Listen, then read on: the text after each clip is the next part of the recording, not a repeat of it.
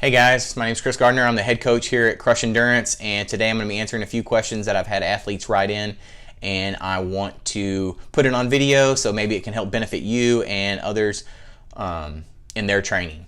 So let's get started. First question, I would ask a tri coach how to figure out what sport you need to focus on the most to figure out how to best improve my overall time. Okay, it's a good question. Pretty much it's going to come down to which one you're comfortable with. And that is going to be at the bottom of the list. But then we've also got to throw in the cutoff times. So think about the swim. It's a big pivot point for a lot of people. They're scared of the water, they're inexperienced, they're inefficient, so it kind of smokes them. There's a lot of things. So yes, you could make a lot of argument for spending a lot of time in the pool. Trust me, I do. But I like spending time in the pool. But it's such a small segment of your overall race. I mean, let's use the World Championships cutoffs as an example. So you get 17 hours to do the entire thing. You get 2 hours and 20 minutes for the swim, 8-10 for the bike, and 6 hours and 30 minutes for the run. So judging by those numbers, that's 13% of your time for the swim, 48% for the bike, so almost half, and then 39% for the run. So while you could make the argument that, oh, I need to focus more on swimming because I'm not a great swimmer, if you're coming in under that time and you don't feel smoked coming out of the water, probably not where you need to focus your time, because it's not where you're going to make the biggest changes as far as your overall fitness and your overall time, because it's not where you're spending the bulk of your time. Because let's say it takes you 2 hours exactly, so 120 minutes, and you improve 10%. Okay, so that takes you from 120 minutes down to 108. Okay, 12 minutes. Awesome. So let's say you do the same thing with a swim, or with the bike. Let's say it takes you 6 hours to do the bike. Okay, you're well under the limit there. So 6 times 60, you got 360 minutes. That same 10% improvement elicits you a 36-minute gain versus the 12-minute gain. All you've done is still just the 10%, but it's the gain is so much more significant. You can make up that 12 minutes that you would have made up in the swim, plus some more again. So which one do you need to focus on? Same goes for the run. Use the same 10%, and it's still going to be bigger than the swim. Now there is a caveat to that. If you're plain and simple not comfortable, you just need to spend more time getting that comfort in the water, so when you get out of the water, your heart rate's not going a million miles an hour and you're just like, you need the first 20 miles of the bike just to calm down. Probably do need to spend some more time in the water, but overall the bulk of your time probably needs to be spent on the other ones, as long as you're comfortable in the swim. That's the only thing I would caution a lot of people about. So great question though. Let's move on to the next one. So the second question, I would ask, what are the biggest mistakes a coach thinks that people make while training or in a race? Okay, solid question, and actually one we can talk about quite at length, but I'm not going to. The answer is pretty much the same, but with a little difference there. It's overtraining and going out way too hard. Both of them, it's a little bit of an ego thing. So if you can take your ego out of training and racing, you're gonna go a lot further. And what do I mean by that? So if you have a great training day, let's say you go out and do a 10-mile run. Oh man, it was a great 10-mile run, and you're just feeling super spry and ready to roll, and you go out and do another 3 or 4. You might overtrain a little bit, and then the next 2, 3, 4 days, you're playing catch up, trying to get your body back to normal. You don't get to do that track workout on Tuesday. You don't get to do that hard tempo ride on Wednesday. And then come Thursday or Friday, when you're just having your kind of maintenance days before your long ones, so you've lost like 4 or 5 days of good training because you felt a little extra on that day. Hopefully you've planned out a training cycle, or your coach has, or something. So it's the big picture. And as a coach, that's what I'm looking at, is the big picture. Great, awesome. You felt good on this day? Awesome. You get your rest day, and guess what? Next week we're going to hit it hard because you're feeling so good at the end of the prior week. That's awesome. Don't overdo it on the previous week. So going into the racing thing, it's the same thing. I mean, I can think of several marathons in particular where I had people come in and talk to me and they're like, oh, I got to mile 6, I'm just feeling great, feeling like $1,000,000. And then I started picking it up and picking it up and picking it up. And by mile 15 or 16, I'm dying, I'm smoked, I'm just jogging, I'm walking. Oh man, I still got like 10 more miles to go. That's not the time. Go into any race just like you go into any training session with a plan. Stick to the plan. The plan's there for a reason. It's not to just deviate from at any point. And the way I've always gone about races, and the way I tell all my athletes to go about races, is do 75% of the race according to plan. In that last 25%, like if you get to mile 20 or 21 in a marathon and you're still feeling like $1,000,000, start cranking that dial up. And if you get that last 5K, I mean, hopefully if you're doing a marathon, you've done a 5K or a few hundred. And the same thing in the marathon of an Ironman. If you get to mile 20 or 21 and then you get to mile 23, those are your benchmarks. But if you get to mile 23 and you just got that 5K left, crank it. You can do a 5K on almost sheer willpower. I've done it, you've done it, we've all done it. Just think back to that very first 5K you ever did. Crank it up, willpower it, you can do a 5K. But if you do that same thing at mile 10 or mile 8 or mile 14, you may have cranked that dial too far because it's not according to your plan. And then when you get to that last 10K and 5K, you ain't got nothing left. Now you're walking. Now you've just screwed that time that you were on pace to severely beat. Now you're not even going to beat it at all. Whereas if you just followed the plan, you may have only beaten it by 20 seconds or 30 seconds or 3 minutes instead of that 15-minute goal that you were super eager about possibly hitting. That's not the plan. We'll get there. Just look at the big picture is what I would really say to this question. Look at the whole picture of your training plan and the whole picture of your race. Those things can't be dictated in the first 2 weeks of training or in the first 20 minutes of a race. They can't be dictated because you don't know what curveballs you're going to get later on in the race. So, hope that one helps. All right, next question.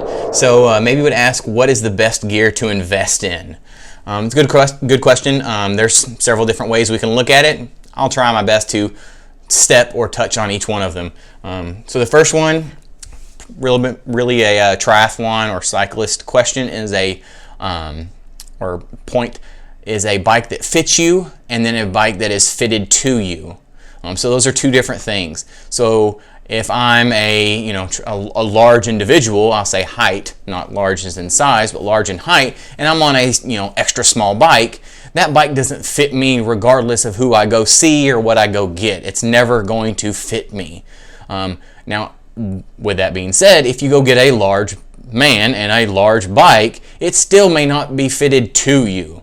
That's where you got to look at how high the saddle is, where the handlebars are. All of those things play a factor, even if the bike is your size. So that's where you need to get a bike that is your size, and then go speak to a professional, whether that be a professional bike fitter, a coach, a seasoned cyclist that really knows what they're talking about, somebody that can really help you tune in that bike to where you're comfortable and efficient. Because if you're neither one of those, you're working way too hard throughout the entire bike, which is not how you want to be. Because in an Ironman, you got 112 miles, you better be comfortable. But in that same statement, you still have a marathon to run. So if you're in the wrong position, you're using the wrong muscles. So when you start running, you've already cooked those muscles. That's part of the geometry of a triathlon bike, is to bring you more forward. So you use different muscles. So when you start the run, your legs are more fresh, allowing you to run more efficiently, faster, better, feel better overall. So that's the first one. That's a huge one to me. The next one goes for, obviously triathletes again, but runners now. So that's a pair of shoes that are good. I had someone the other day tell me that they hadn't replaced their shoes in a couple years and had 700, 800, 900 miles on them. And then they're telling me that their knees hurt and their ankles hurt. It's really, really easy for me to identify what the probable cause is because of one question. Did you have the same issues when you first had the shoes? Well, no. Well, no kidding. There was support there. Now those same shoes have been broke down so much that support, that foam has just gotten squished to where you're just running on basically minimalist flats, causing a lot of jarring all the way up through your skeletal system. So getting a pair of shoes that really fit you. Most shoes will last anywhere from 3 to 500 miles. Some of the more like the Nike Next Percent or 4%ers, I can't remember which one it is, they only have a lifespan of like 150 miles. It's very short, but they're built for that super top end speed. But after their lifespan, they're done. So you got to think about those things. The next thing is a wetsuit. It's going to make you capable of doing some colder swims, whether that be training, races. You know, you don't want to show up to a race day and you got a 2.5 mile swim and they're like, hey, wetsuit is, you know, allowed and it's 10 degrees colder than it normally is. You are definitely going to freeze in an hour to hour and a half to 2 hour long swim if you don't have a wetsuit. At the very, very least, a swim skin if it's going to be on that borderline. So a bike that fits you and a bike that is fitted to you, shoes and a wetsuit. That's kind of the first thing. Now the fun part, where everybody wants to get into the toys. I like this. I like toys. I'm a guy. But there's a lot of girls that like the toys too. Aero wheels, aero helmet, carbon wheels, the big deep dish or a disc if the race you're trying to go allows them. Ironman World Championship doesn't allow disc wheels in the back, or period, because of the wind. They just had too many people crashing. It's just not safe. Those kinds of things, they're more fun. They're traditionally real expensive. They're marginal gains, but they are documented gains. And then you can get into that upper echelon of we're just trying to save just the smallest bits and get into, you know, oversized wheel pulleys and carbon base bars and stuff like that to just save just these micro weight amounts to just get you that ever so bit more efficient, ever bit so more faster. And then the last part, good gear to invest in would be anything that helps you train better. Anything that helps you train better is going to be something that helps you on race day.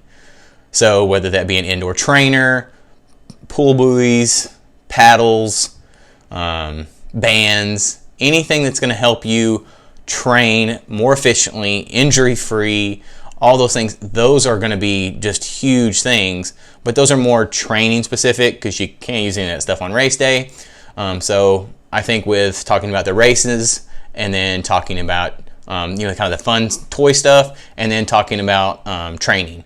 Those are some of my big ones for each one of those categories. Good question. Okay, last question. How to properly adjust effort or pace on race day based on your training.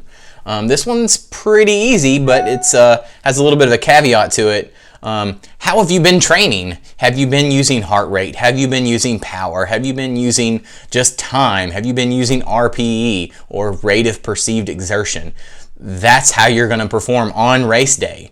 Because you can't do it one way and then show up on race day and do it another. If you've been focusing on that zone 2 training or that upper end 7-8 zone training, and then you show up on race day and you're like, I'm gonna go a 10. You haven't trained that. You don't know what that level is. But you can also use those same zones for the type of race you're doing. So if you're doing a 5K, that's going to be in that upper 8, 9, 10 range because it's a short distance. If you're doing an Ironman or an ultra marathon, you're going to be in that lower 4, 5, or 6 range given your athletic ability. Because it's a longer event. You need to sustain yourself because you need to last to the end of the event. You need to be able to take on fuel and let your body digest that fuel to get back in your muscles to last in hours 6, 7, 8, 9, 10, whatever it may be. So the question really is, what's the method in which you've been training the whole time, and then use that on race day. Just like I said in the overtraining or the going out too hard in the race, same thing. Use what you've practiced, and hopefully you have a plan going into race day of, I know I'm about to do a half marathon. I need to be going about zone 7 or 8, or if it's heart rate, I think they do some heart rate scales do 1 through 5. So you need to be about a zone upper end of 3, lower 4, somewhere around in there. So use what you've been using in training and use it on race day, and that's how you would judge it. All right, thanks everybody. I hope you enjoyed the video. If you have any additional questions, by all means, drop them in the comments below. I'll read them. I'll try my best to get back to you. We'll try and do one of these videos about every 3 weeks. Don't forget to hit subscribe. Click that little bell icon so you can know when I do the next Q&A video. We'll be doing some other ones as well. But by all means, let me know if you've got any other questions. Hit me up. Crushendurance.com. Let's go crush it.